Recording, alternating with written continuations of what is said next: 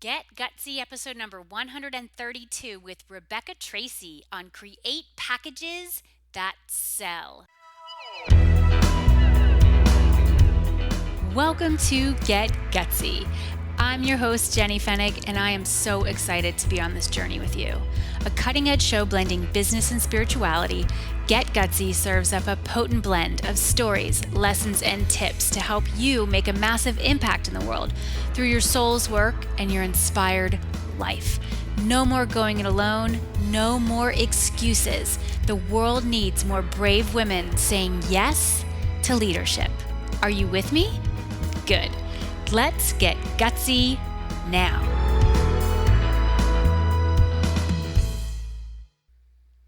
Hey y'all, welcome back to Get Gutsy. Jenny here. How are you? Oh well, this month of April is a magical one for me. I birthed two of my babies in the month of April. And when this episode goes live, it is the birthday of my boy Luke, who turns 6 on April 11th. And I just love that boy so much. He is such a sweet soul and such a wonderful younger brother to my son Sean and a wonderful older brother to my daughter Kate. So I'm feeling the energy around Luke and the fact that, I birthed him 6 years ago, and woo, did he teach me some lessons. Oh my. I planned to have Luke at home. He was going to be my home birth baby. My first son, Sean, I labored super fast with him. It was like a few hours, and then I birthed him, which was very rare for a first time baby. And so I thought, hey, I'll have a home birth. We had just moved to this from New York City to the Berkshires. There was this like home birthing community here. I was like, that sounds cool. I'll just skip the whole hospital thing. And I found a wonderful midwife, and I was going down that road. And wouldn't you know it, Luke had other plans. Luke really preferred being right side up in my belly instead of upside down. Yeah, he was breech. If you know what that means. Okay, so he taught me so much. I tried to get that boy to turn every which way I could. I was doing flips in the pool, I was doing acupuncture, I was doing chiropractic care. Eventually, I was laying on like a inverted piece of like wood in my house, like laying upside down, try to get the baby to like switch around there. Eventually, I even had this thing called an external cephalic version where they relax your uterus, and then a team of like midwives tries to turn the baby inside your belly when you're like 37 weeks pregnant. Oh my God, that was so painful. And he was just like, no, I'm going to stay right here. And that is that. I like my position, and you're not going to change me. I don't care what you try. And so I did go into natural labor with him, although the team wanted to try to talk me into scheduling a C-section. I just couldn't do it. And I was very grateful to have gone into natural labor with him. It started, my water broke and the contractions began. I thought maybe he would turn before giving birth, and no, he did not. And so I had a C-section with him. Gosh, that was so not the type of birth that I was planning. I'd already had that, vaginal natural birth with my first. And so it was a giant lesson for me. It was a spiritual lesson in surrendering, and that he had his own way. The recovery from that was very intense. And what's interesting about Luke is that when he sleeps, you guys, he actually sleeps upside down in bed. Like, he does not want his head on the pillow. He will start that way, but eventually he goes upside down where his head's at the foot of the bed. And isn't that funny? Like, that's how he was in my belly. So huge lessons from my boy Luke. And in a few days, we will celebrate my daughter Kate's third birthday. She is turning 3. Her birthday is April 16th. So I'm just feeling like lots of birthing energy, lots of celebrations for my children and for my family. I am so grateful to be a mother. I am so grateful to have, birthed 3 babies with Kate. I ended up having, it was my choice. I knew I wanted to have a vaginal birth again. And so we traveled an hour away to a hospital who offered up VBACs, which stands for vaginal birth after cesarean. So I had a vaginal birth after cesarean, a VBAC with my daughter Kate. It was beautiful, this natural birth. Oh my gosh, I just tapped into this primal energy with her. I felt like a lioness. Like I know it sounds kind of deep and wild, but it was primal. It was fantastic. I had just the most glorious birth with all three. All three had their own style, their own way, which just supports who they are in the world as humans and as their own people. So thank you for allowing me to share a little bit of my birth stories with those babies. You know, as I celebrate their birthdays, you can't help but go back into that point in time where they made their grand debut. So I'm feeling all this excitement around the births, those birthdays of my babies, and I'm so freaking pumped because when this episode goes live on April 11th, in just a few days, we are heading out on an airplane down to Florida, see my in laws, and then taking off on a Caribbean cruise. It's spring break, baby. And so we're heading down on a cruise. I am so freaking pumped. I love cruising. I've been on a number of cruises in my life. This will be the first cruise for Luke and Kate. My oldest son Sean went on a cruise when he was little. Doesn't even remember. He's not even 1 year old. But it'll be the first time for our entire family to go. My in-laws are heading with us, and it's just going to be awesome. We're going to Haiti and to Jamaica, Mon, and Mexico.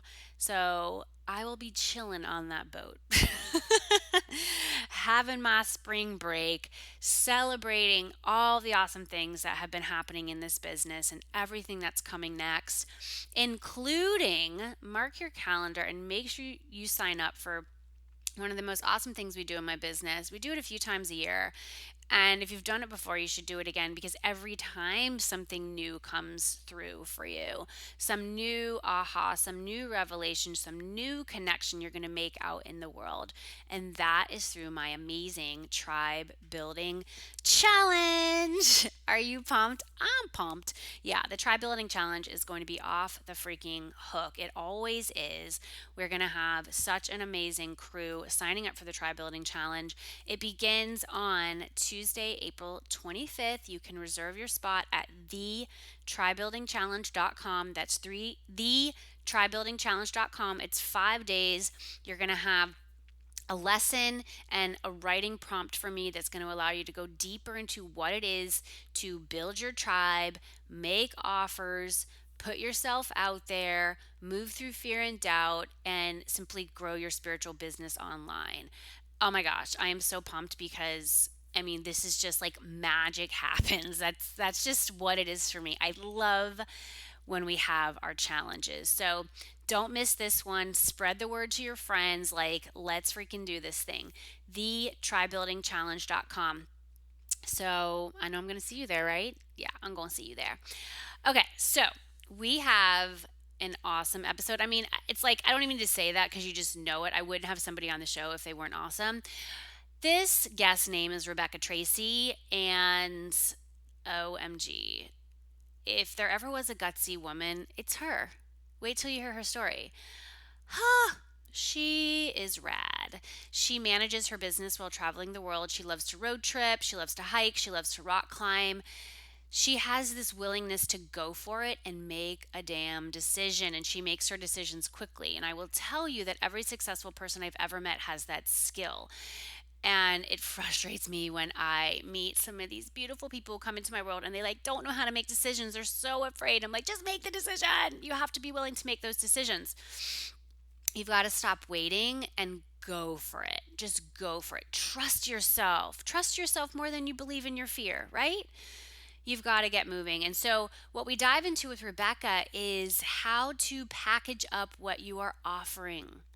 Because so many coaches, creatives, and healers out there have such valuable work to share, but you struggle to make sales. Okay. And so, what we dive into with Rebecca, because she's so good at it, is how to package up what you offer and do it in a way that's clear, simple, and shows that you have solved a problem in your market. When you do that, you are going to make it easy for your prospects to buy from you. Are you excited? Yeah, you should be because you need to know how to do this. So enjoy the episode with Rebecca Tracey on create packages that sell. Hey everybody, Jenny here. What's up? What's up? Welcome back to Get Gutsy, or welcome for the first time to Get Gutsy if this is your first time listening to the show, however you got yourself here. I'm glad that you got yourself here. And I invite you to hunker down and pull up a chair because you are invited to a conversation between me and Rebecca Tracey. Let me tell you more about this gal. She is the head only honcho at the Uncage Life, where she works with clients all over the world who want to have the freedom of working from anywhere by running their own online business. She helps people get clear on their brand message, create packages that sell, and helps them learn what it actually takes to get and keep clients online.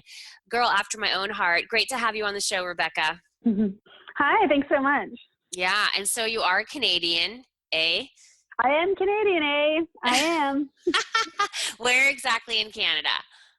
I'm in Toronto now. Okay, and have you lived in different places in Canada? I'm just curious because I do love Canada. Yeah, I lived in BC, in British Columbia, and Vancouver for a little bit, but was mostly born and raised in Ontario, so still sticking around here for a while. Okay, cool. Yeah, we're recording this in the month of February. Just a couple days ago, my kids and I were at the Montreal Canadiens hockey game. I live in Massachusetts, so we went to the Canadiens Bruins game. Oh my God, intense. And my boys are huge Montreal Canadiens fans. So I feel like an honorary Canadian. I really do. Yay, that's awesome. Yeah. I know, I've never been a hockey fan. I'm definitely, I'm not a true Canadian. Yeah, what's up with that? Well, it's okay because there's more to Canada than hockey. And no, just truly a great country. Every time I go there, I'm like, there's just this lightness. There's like a levity to Canadians. I don't know. How would you describe like the vibe of Canada? Am I off on that or am I on? I don't know. I don't really notice. I think it depends. Canada, it's like the States. There's so many different areas that, like, you know, you've got some redneck hicks and you've got city folks and you've got it all. But people always say we're really polite and nice. So I don't know. I'll go with that.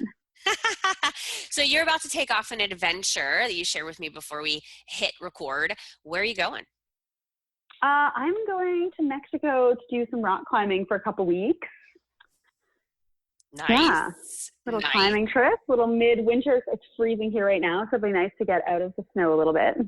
Nice. So you're doing a climbing trip in Mexico, and you said like off the grid, no tech or very little tech? I think so. Yeah, I think so. I've got a launch coming up literally the day that I get back. So I'll probably have to check in a little bit, but we'll see. Depends on how good the Wi-Fi is. Yeah, always a problem. Always a consideration. I was in Costa Rica a few weeks ago. I was leading a mastermind retreat there, and while there was Wi-Fi, it was definitely slower. And you know, we get used to certain things depending on where we live, and then when we go someplace else, that's the practice, right? Like that's the spiritual practice, that's the personal growth practice to say, you know what, and this is okay, and what else can I do besides like obsessing over the Wi-Fi speed? So maybe it's just an opportunity, right, to just get out and do something different. Yeah, totally. I've had a few trips where I've had no Wi-Fi. I was in Chile hiking in Patagonia, and there was just no signal, and we were hiking for 8 days, and it was really nice. It was so nice because anywhere there is Wi-Fi, even if it's spotty, like I will wait for it to load. You know, I will sit and stare at my phone until that damn page loads.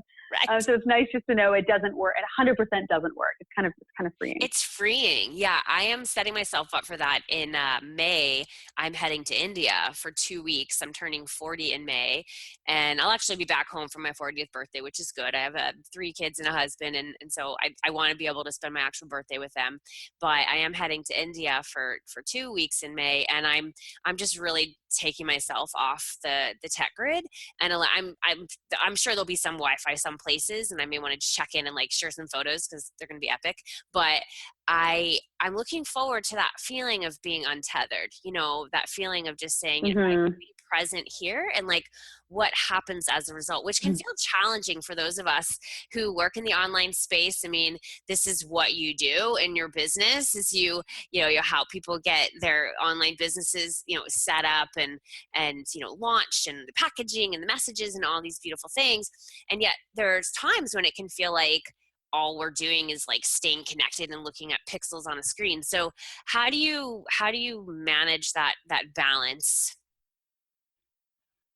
Oh man, I don't know if I have a great way of doing it. I find that like just um, taking myself away out of it. I do a lot of climbing, so when it's not winter here in Toronto, I'm often outside hiking on trails and climbing, and so that's kind of something that like forces you to focus on something else, Hmm. which is nice. So I find that, yeah, I'm not great at doing it in my day to day life. Like when I'm Hmm. actually at home working, even Yeah. if I'm sitting, I'm like, oh, I'm going to watch a movie tonight. I'm still on my phone, kind of scrolling through Facebook and chatting with people and, seeing what's Hmm. up in my Facebook group. So I find I have to actually like physically remove myself from the internet to actually stay off. It's very bad. It's not, I'm not condoning this behavior to any business owners out Well, there, but yeah, it's tricky.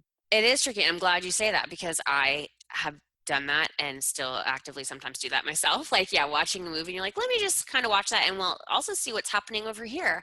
And I just think it's just how our world has evolved, especially, for those of us who use technology so much in our lives. And so it makes it even more important to have these kind of off the grid experiences like what you're about to experience with your climbing trip in Mexico. And then in Mm-hmm. India, I mean, I think that is like the stretching out of the comfort zone, right? Just to remove yourself from the tech and know, okay, the world is not going to implode because I am not on Facebook for a week. I know, and having a team to helps as well. Yes. I just had an unfortunate experience where I was offline for quite a while and had a team, but they weren't quite doing what was supposed to be done. So got back and realized, oh my God, nothing is done. So Wow. it's going to make the next experience a little bit more stressful. Have hired new people since then, and I'm hoping that they will have their shit together a little bit more. But Yep. Yep. it is very helpful having someone else to be able to check in, just so that stuff's still happening in your business. Right. You're not going to get totally screwed if you can't check online. Yeah. Right. Right. Exactly. Well, thanks for sharing that. So tell us more about the Uncaged Life. What is it and how did it come into being? Well, the Uncaged Life is my baby. I've no actual kids, so I've got a dog, but she doesn't count. So the Uncaged Life started back in 2011 Hmm. when I was actually going on a road trip with my boyfriend at the time. We bought a big, ugly old camper van and we're moving into it to go on a huge long climbing trip. And I knew that I was wanting to start my business, but I'd kind of been like dilly-dallying for about a year and a half, not really doing anything. And I knew I didn't want to wait another 8 months. So I was like, I got to do this now. So Hmm. I made a website, grabbed myself some clients and started, so that when I was in the van, I kind of got to have a nice slow build. I'd work a little bit and climb a bunch. And 5 years later, we're still here. So something went right. I work with mostly service-based businesses, so lots of coaches. Think like the life coaches, the health coaches, the business coaches. Those are a lot of my people. Hmm. And I work with people really in the very, very beginnings of their business. So Right. these are the people who like come out of, health coaching training and they're like, I'm a health coach. What do I do now? Hmm. So it's a lot about helping them really get clear on their foundations, understand what their brand message is and who their niche really is and how to package up some services to sell to them. So kind of the very beginning stages before they get into fancy stuff like Hmm. running Facebook ads and building their email list. It's like the Right. very little beginning steps. Yeah, I love that. I Right. love that place in business. Yeah, yeah, yeah. I have a lot of those people in my world too. I have a coaching school, a coach certification school. So I totally feel you on Mm-hmm. that. And the questions that people are asking at that stage are very different than what one is asking as they have a few programs or launches under their belt and they're looking at, Mm-hmm. how they can leverage or scale or, touch more people. And so it's important to be able to really look at the different stages and phases that a business owner would be in. So tell us, like, what have been some of your biggest challenges in this realm? Like, it sounds like you just started because you're like, well, time is now, let's do this thing, and you're still standing, and that's good, right? And a lot of businesses, like, we've got like a 50-50 shot, straight out of the Yeah. gate. Some businesses make it, like half make it, half don't. And so for those of us who make it, especially past that 5 year mark, it's like, dudes, do the happy dance because you have made it. Like you've it's like that game, the show Survivor, like, okay, we're still on the island. So what have been some of those biggest lessons learned in your business journey? Well, I think, people often ask me like what I would attribute my success to. And I really think that it's just been my willingness to just go for it. And I tend to be like that in all of my life. So I'm not surprised that I'm like that in my business. But to really just like decide that something's going to happen and then act on it really, really quickly. I think it's really easy to come up with an idea and think about it, plan it out, map it out, procrastinate it out for a long, long time without actually doing anything. Mm-hmm. And I'm someone who has an idea and I'm like, yep, do it. Like I wish it was done yesterday. I like things to happen fast. So I think the fast action I've learned has been a really great factor in getting me to where I am now. Mm-hmm. And it's something that I really work with my clients on too, to just like, if you weren't scared, what would be the next thing you would do? If you weren't feeling super vulnerable and you weren't worried what people would think about you, what would be the next thing you would do? Like go and do it. Mm-hmm. So I think we hold ourselves back a lot by overthinking everything. And I didn't get that gene. So I think that's helped me. That's a good one to not have gotten that gene. And I love that question. If you weren't scared, what would you do? Like, boom, all you listeners, if you weren't scared, what would you do? Would you sign up for that course? Would you join that mastermind? Would you launch your program? Would you start the free Facebook group? Would you ask that guy or girl out on a date? Would you go have the baby? Would you go move across country or across the world? Would you go on a climbing trip to Mexico and not have Wi-Fi potentially? Like, what is it? We so allow ourselves, like, for many, and I've coached lots of people around this too, and that's really why my movement is called Get Gutsy. Like this message is just freaking get courageous and go and listen to that gut instinct too. So many of us, we feel the fear, like we're scared, right? And we allow the fear to dictate our actions. Like we allow the fear to stop us instead of to fuel us. And so what have you done? Like, I mean, it sounds like it's not part of your wiring, but on those moments that you are afraid, like on the climbing trip, like if there's moments like when you're climbing, when you're like, oh my gosh, this is maybe precarious, or this is like super steep, or the conditions are not what you thought they were.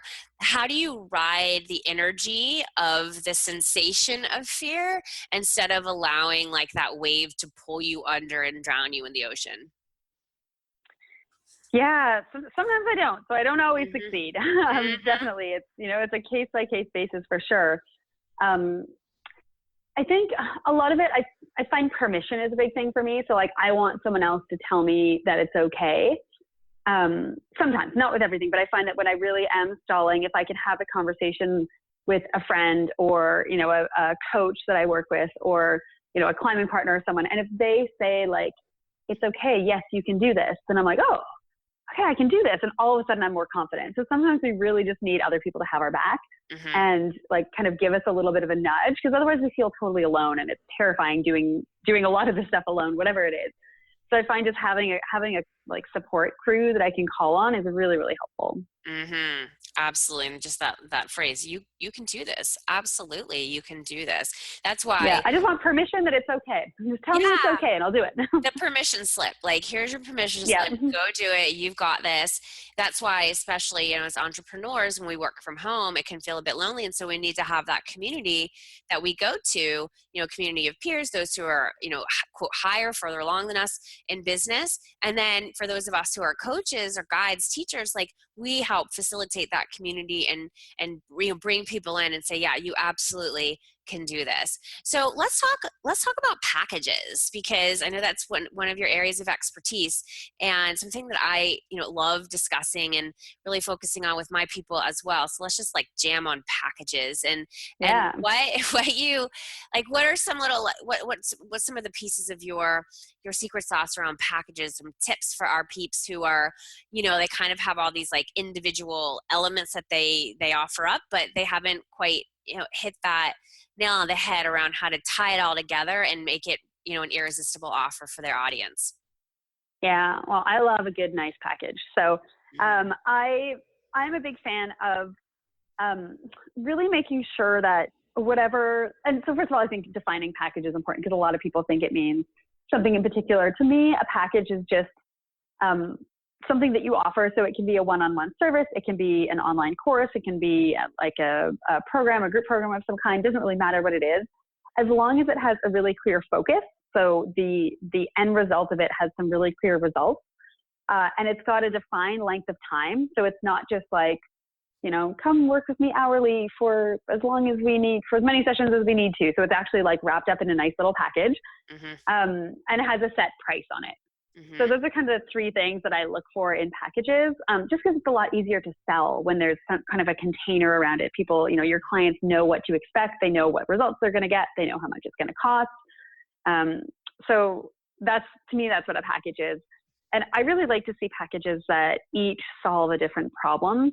One of the problems that I see, especially with coaches, a lot of life coaches come out of the gates with, you can hire me for 3 sessions a month for 3 months, or 2 sessions a month for 3 months, or 3 sessions a month for 6 months, or once a month. And so it's all these different options, kind of offering the same thing. And clients have no idea what they need. They're like, I'll choose the cheap one, I guess. Like, I don't know. Yes. There's nothing distinguishing them. So each package really needs to focus on a different area of your client's life, or a different part of your client's problem, or be doing something different, so that it's easy for them to see which one makes sense for them. And it's easy for you to see which one makes sense for them, instead of just kind of going like, I don't know, look at all the options, and they get overwhelmed and like turn away. Yeah, that's a great tip. There was, research out. It was, what's his name? Barry Schwartz. I used to produce conferences when I worked in the corporate space. And so my job was to curate content and create like a 3-day educational experience for the people in that particular space.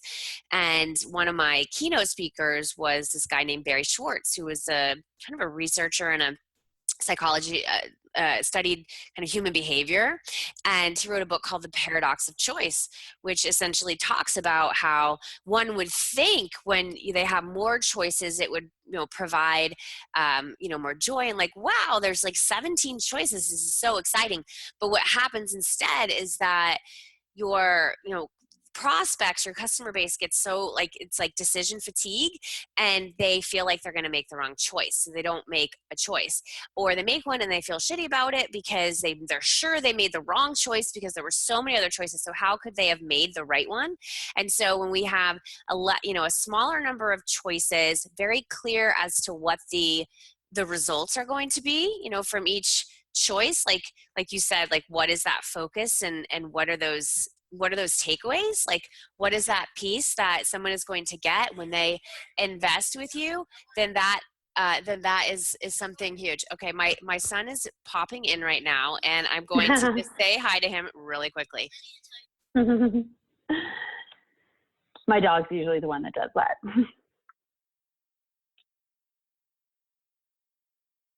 Right. Awesome. This is, life as mom, the dog comes in sometimes. Yeah. My usually it's my dog barking. Yeah. It's like mine. I'm like, yeah. Okay. And he doesn't understand when I'm like recording something. He doesn't understand like levels of like when you can really come in and talk to me, when you can't. And he's just, we're not there yet. So thanks to everybody for your understanding. Okay. Love this talk about packaging. So let's say a new coach is like really in this space. Is there a number of packages that you recommend? Is it just like one package? Like, how can they wrap their head around this concept in your world, like in your expertise, what you see? Yeah, I think it's easiest to start with selling one thing, because then you can put all of your efforts into getting clients who are right for that one thing, instead of trying to get clients for like 3 different things. I totally get though the want to have different packages. So I say if starting with one feels like really stressful, have 3 maximum. So 2 maximum, make sure they do different things, or they're 4 different niches, or like they're differentiated in some clear way. But when you're out there doing your initial marketing and talking to people about what you do, you're going to want to be clear on what it is you're trying to sell them. So you don't want to have too many options. People just get really confused. So start with 1 or 3. Start with 1, and if you can't handle 1, start with 3. Yeah, but what you said, because I totally get the feeling of like, oh, but there's some, but what about this and what about this? So it's like, okay, there's some leeway. But the less, the better to start with. And it's not going to stay that way. It's always going to expand. Absolutely. Yep. Less is better, and it will expand and evolve as you evolve. But I love what you said about having like just some clear, when you go for this package, here's what you're going to receive. When you have this package, here's what you're going to receive. And when you go with this one, here's what you're going to receive. So there's clear delineations. Often there is a difference in price point, sometimes a considerable difference in price point. And many people, like, they'll just make the decision based on that. I remember, when I was selling my most recent mastermind, and we had, more of our like group level, and it was a very meaty package, and then one that included private access to me. And my prospect at the time, who I had worked with in a prior mastermind, she was just like, I know I'm going to want the private access with you too, like I want that.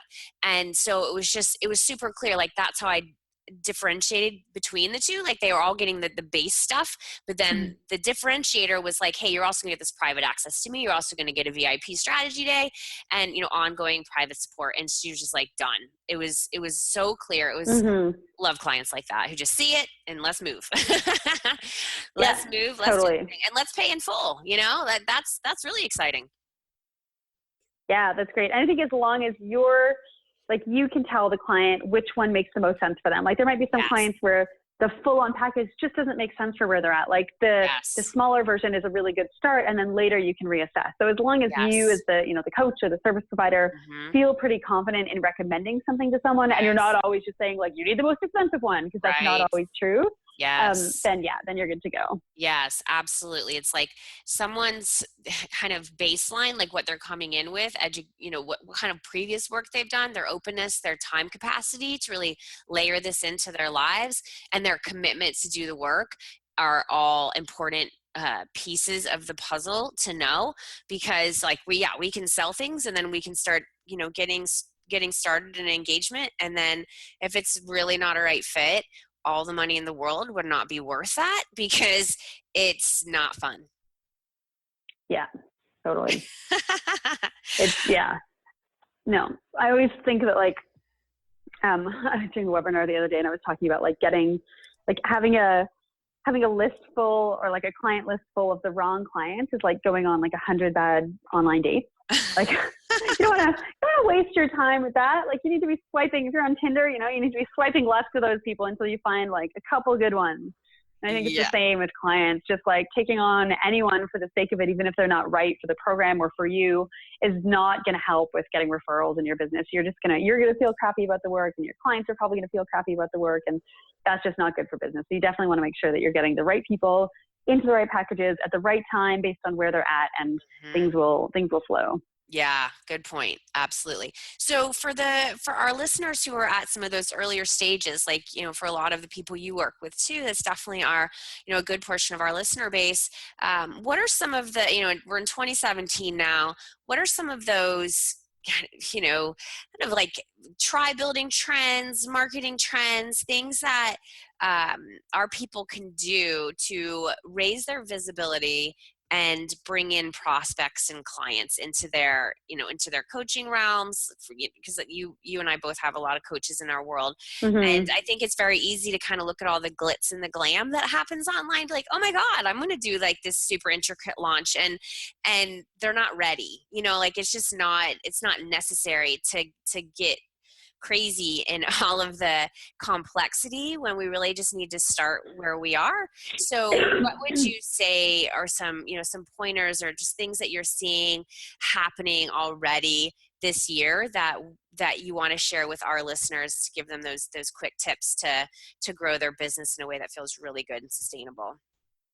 Yeah, I'm giggling over here because I think I didn't actually like quote unquote launch until probably like 3 years into my business. Like I was kind of slowly building my email list. I would tell people what I was up to. I would like sell my client spots through kind of a bunch of different ways. But I never actually, when people were like, oh, launching, I was like, I don't think I know what that means. Like, I'm not doing that. Is that bad? But it wasn't bad. Things were still working. So I'm a really big fan of Facebook. I think that it's an amazing free business tool that like, I can't imagine running my business probably wouldn't exist without Facebook right now. Let's be honest. We met on Facebook. So there's that. I think it's just such a great tool to help you start to network with people in a way where you're not actually trying to sell anyone anything, just like starting to make contacts with other coaches, with other business owners, joining different business groups and having conversations with people, a lot of the time you're going to get your first clients from those groups. And then they're going to refer you on from there. And so, don't underestimate the power of just creating relationships and creating connections with people as a way to get clients. I think it's one of the easiest ways to get started. Yeah, just be a human.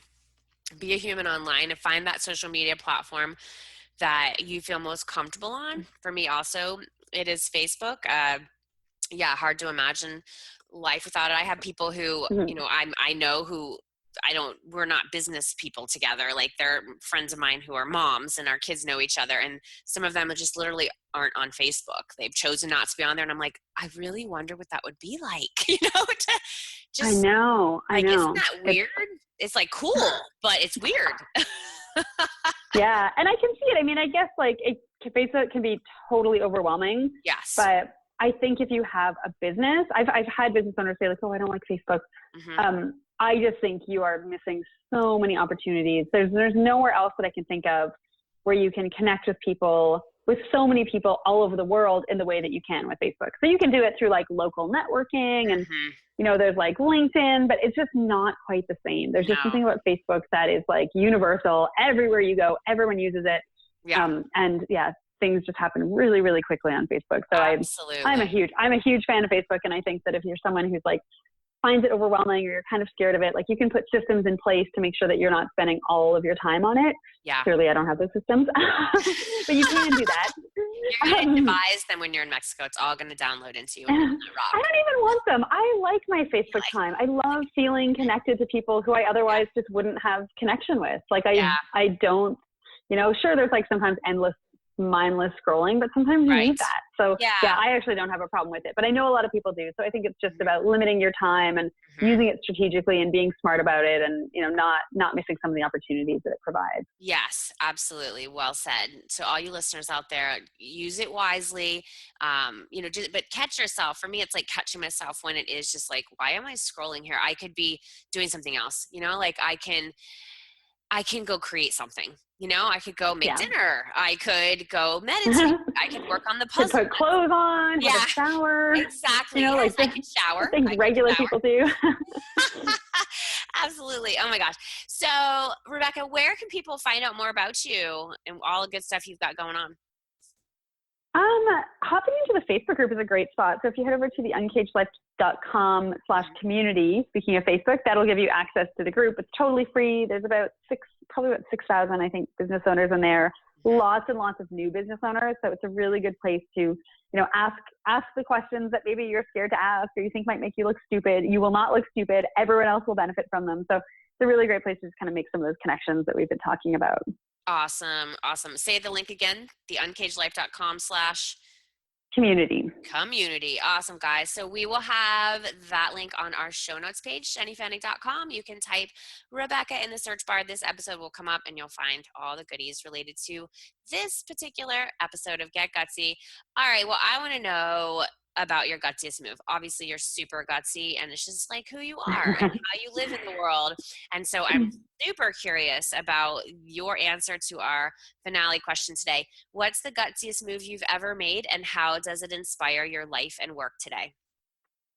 Oh my gosh. Yeah. It's so hard to pick one. I feel like over the years, there's been in different parts of my life, there's been different ones, but I would say that the most recent gutsy move, was last year. So I didn't know how to drive until last year. I was terrified of driving a car. Like I just rode my bike everywhere and took public transit and, got around. But I ended a relationship and was like, you know what? Screw this. I'm going to do it. And so I went out and I bought a car and then learned to drive it. And then I drove myself from Toronto to Wyoming. Nice. And went on a bit of a 2-week solo road trip adventure, and then promptly got home and packed up all my stuff, my camping gear, and went on a kind of 3-day solo, multi-day like hiking trip in the woods. 2 things that I'd never done before. So like road tripping, hiking by myself, driving a car, all these things that I felt like I was always kind of like waiting for, which was always interesting for me because I'm not someone who like waits for things to happen, but there was just certain things where I was like, oh, one day I'll do that, one day I'll do that, but I'm too scared right now. And something about 2016 was just the year when I was like, you know what, screw it. Like, I'm not waiting for anyone else to do this stuff. I'm doing it myself. And I think that was just a really big, even though I've had lots of adventures in my life, and those certainly aren't the craziest things I've ever done. It felt different. There was kind of a different energy to just like taking charge of the things that I wanted to do and not waiting for a partner that I was with, or a friend to come and do them with me. And yeah, that inspired me a lot. And I feel like I'm continuing that energy into this year. I love that. Yeah, to stop waiting. That's very liberating when you realize you don't need anybody to give you permission to go do the things that you want to do. And you kind of untether from being so like dependent on somebody else. I wish I would have had that attitude. Like, one of my biggest regrets is in college, a friend of mine and we were going to backpack around Europe after we graduated. And, I remember getting like my Fodor's guide, to Europe or something when I was in my senior year. I was like, oh my God, we're going to do this. It'll be so awesome. And as the year progressed, I was like, okay, we need to start planning our trip. And she was just like, Jenny, we can't do this. Like we're not like that. It's not safe. Like we really can't pull this off. And I allowed that to derail my plan. I didn't go by myself. I didn't try to just find someone else. Facebook didn't exist, so I couldn't go like navigate into some really cool groups to find other people who were doing it, my age. And that probably would have changed the trajectory of my life. But I was like, okay, you're right. We can't do this. And so I did some other travels that summer, but that dream just I followed it in other ways. I've done a lot of travel since then, but now I'm at a place where I'll totally go do things by myself. I love being by myself. That's one of the greatest gifts that everyone can give themselves is knowing how to be with yourself and to love yourself enough. I used to have a horrible time of that because I didn't like myself. And so to be with myself, especially like staying home on a Friday night, like in high school, oh my God, that was like unheard of. You had to be going out. It's true. And it's been like quite an evolution to say, no, actually, I really like me. I want to hang out with myself. Like, I'll take a bath. I'll watch a movie by myself. I'll go out to a meal by myself. Oh, no problem at all. I know some people, they would never do that. They would never go to a movie by themselves. Like, for all you listeners out there, if you've not done that, if you've not gone to a movie by yourself or a meal by yourself, like, action item this week, do at least one of those. It is the best. Drive across the country by yourself. That's a good one too. If you need some thinking time, I can tell you that you will have plenty of it. Absolutely. Oh my gosh. Well, you are one gutsy woman. Have a fabulous time on your trip. By the time this airs, you'll be back, and I know people are going to go find out more about you and just stay in your world. It's great to speak to a fellow gutsy woman who appreciates adventure and is out there seeing the world. So, best wishes for continued success in 2017, Rebecca. Thank you. And all you listeners out there, thanks for being with us. This is Jenny Fennig sending you so much love, light, and faith as you get gutsy. I will see you next time. Hey, this is John Lee Dumas of EO Fire, and you're listening to Get Gutsy with Jenny Fennig. Gutsy leaders unite and ignite. I hope you enjoyed this episode of Get Gutsy as much as I enjoyed creating it for you. Are you responsible for leading and growing your spiritual business? If so, I have a free tool for you that will help you spread your message like wildfire. It's called the Sacred Marketing Puzzle, and it's a one-page PDF guide that simplifies the often mysterious and confusing world of marketing. When you use sacred marketing tools to amplify your message, you'll provide huge value to your tribe and grow your business. What are you waiting for? Go to jennyfennig.com/puzzle to get yours instantly. That's jennyfennig.com/puzzle. Gutsy leaders unite.